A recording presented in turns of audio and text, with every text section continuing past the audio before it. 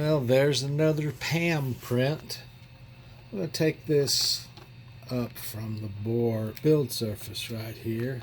If I can get a hold of it.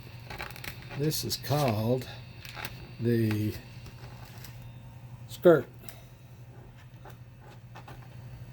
If I can get a hold of it. It's just printed around the part that you're going to print and lets you see that the filament's being extruded correctly before it starts on the part. It gives you time. It goes around 2 or 3 times. It gives you time to stop it and restart your print if you want to. So let's see if we can get this off of here.